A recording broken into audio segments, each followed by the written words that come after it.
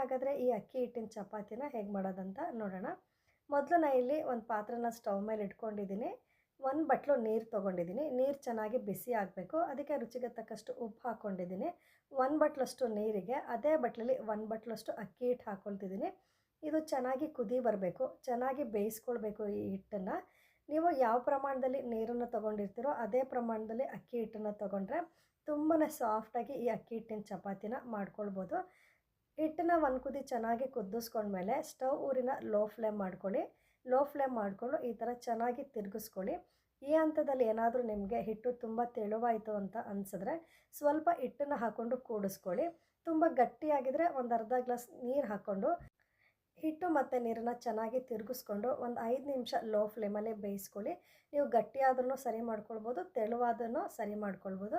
ಆ ರೀತಿ ಹಿಟ್ಟನ್ನೆಲ್ಲ ಚೆನ್ನಾಗಿ ತಿರುಗಿಸ್ಕೊಂಡು ಸ್ವಲ್ಪ ಬೆಚ್ಚಗಿದ್ದಂಗೆ ಅಗಲವಾದ ಪಾತ್ರೆಗೆ ಹಾಕ್ಕೊಂಡು ಈ ಥರ ಕೈನ ನೀರಲ್ಲಿ ಎತ್ಕೊಂಡು ಸ್ವಲ್ಪ ಗಟ್ಟಿಯಾಗಿದೆ ಅಂತ ಅನಿಸಿದ್ರೆ ಒಂದು 2 ಸ್ಪೂನ್ ನೀರು ಹಾಕ್ಕೊಂಡು ಈ ಥರ ಚೆನ್ನಾಗಿ ನಾದ್ಕೊಳ್ತಾ ಇದ್ದೀನಿ. ನೀವು ಪಾತ್ರೆನ ಸ್ಟವ್ ಮೇಲೆ ಇದ್ದಾಗಲೇ ಹಿಟ್ಟನ್ನು ಹದ ಮಾಡ್ಕೊಳ್ಬೋದು. ಇಲ್ಲಾಂದರೆ ಅಕ್ಕಿ ಹಿಟ್ಟು ಮತ್ತು ನೀರನ್ನು ಚೆನ್ನಾಗಿ ಸ್ಟವ್ ಮೇಲೆ ಕುದಿಸ್ಕೊಂಡು ಈ ರೀತಿ ಅಗಲವಾದ ಪಾತ್ರೆಗೆ ಹಾಕ್ಕೊಂಡು ಸ್ವಲ್ಪ ಗಟ್ಟಿಯಾಗಿದೆ ಹಿಟ್ಟು ಅಂತ ಅನಿಸಿದ್ರೆ ಕೈನ ನೀರಲ್ಲಿ ಎತ್ಕೊಂಡು ಈ ಥರ ನಾದ್ಕೊಳ್ಬೋದು. ತೆಳುವಾಗಿದೆ ಅಂತ ಅನಿಸಿದ್ರೆ ಸ್ವಲ್ಪ ಹಿಟ್ಟನ್ನು ಹಾಕ್ಕೊಂಡು ಗಟ್ಟಿಯಾಗಿ ನಾದ್ಕೊಳ್ಬೇಕು. ಒಟ್ಟಲ್ಲಿ ಹಿಟ್ಟು ಹದವಾಗಿ ನಾದಿ ರೆಡಿ ಮಾಡಿ ಇಟ್ಕೊಳ್ಬೇಕು. ನೀವು ಗೋಧಿ ಹಿಟ್ಟಿನ ಚಪಾತಿ ಮಾಡಿದಾಗ ಒಂದು ಅರ್ಧ ಗಂಟೆ ಇದನ್ನು ನೆನೆಯೋಗಿ ಬಿಡ್ತೀವಲ್ವ, ಅಕ್ಕಿ ಹಿಟ್ಟಿನ ಚಪಾತಿ ಮಾಡಬೇಕಾದ್ರೆ ಅವಶ್ಯಕತೆ ಇರಲ್ಲ. ತಕ್ಷಣ ಹಿಟ್ಟನ್ನು ಈ ರೀತಿ ಚೆನ್ನಾಗಿ ಕೈಯಲ್ಲಿ ಮೆತ್ಕೊಂಡು ತಕ್ಷಣವೇ ನೀವು ಅಕ್ಕಿ ಹಿಟ್ಟಿನ ಚಪಾತಿನ ಮಾಡ್ಕೊಳ್ಬೋದು. ನಾನಿಲ್ಲಿ ಲಂಚ್ ಬಾಕ್ಸ್ಗೋಸ್ಕರ ಸ್ವಲ್ಪ ತೆಳುವಾಗಿ ಮಾಡ್ಕೊಳ್ತಿದ್ದೀನಿ. ಹಾಗಾಗಿ ಸ್ವಲ್ಪ ಹಿಟ್ಟನ್ನು ತೊಗೊಂಡು ಲಟ್ಟಣಿಗೆಯಲ್ಲಿ ಲಟ್ಟಿಸ್ಕೊಳ್ತಾ ಇದ್ದೀನಿ.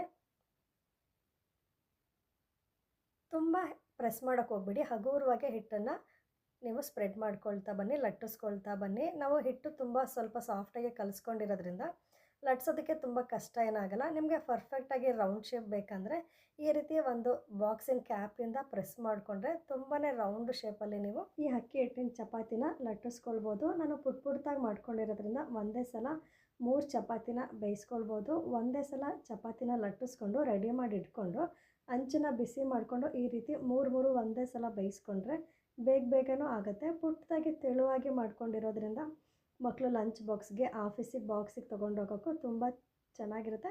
ಜೊತೆಗೆ ತೆಳುವಾಗಿ ಲಟ್ಟಿಸ್ಕೊಂಡ್ರೆ ತುಂಬ ಸಾಫ್ಟಾಗೂ ಇರುತ್ತೆ.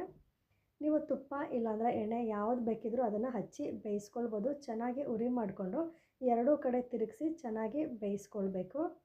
ನಿಮಗೆ ಈ ಅಕ್ಕಿ ಹಿಟ್ಟಿನ ಚಪಾತಿ ಗರಿ ಅಂತ ಇರಬೇಕು, ಸ್ವಲ್ಪ ಒರಟಾಗಿರ್ಬೇಕಂದ್ರೆ ಸ್ಟವ್ ಊರಿನ ಲೋ ಮಾಡಿಕೊಂಡು ಒಂದು 5 ನಿಮಿಷ ಈ ಚಪಾತಿನ ಅಂಚಿನ ಮೇಲೆ ಬಿಟ್ಟರೆ ಗರಿ ಆಗಿರುತ್ತೆ. ಇಲ್ಲ ನಮಗೆ ಸಾಫ್ಟಾಗಿರ್ಬೇಕಂದ್ರೆ ಸ್ಟವ್ ಊರಿನ ಐ ಫ್ಲೇಮ್ ಮಾಡಿಕೊಂಡು ಅಂಚನ್ನು ಚೆನ್ನಾಗಿ ಬಿಸಿ ಮಾಡಿಕೊಂಡು ಬೇಗ ಈ ರೀತಿ ತಿರುಗಿಸಿ ಬೇಯಿಸ್ಕೊಂಡ್ರೆ ತುಂಬ ಸಾಫ್ಟಾಗಿ ಆಗುತ್ತೆ.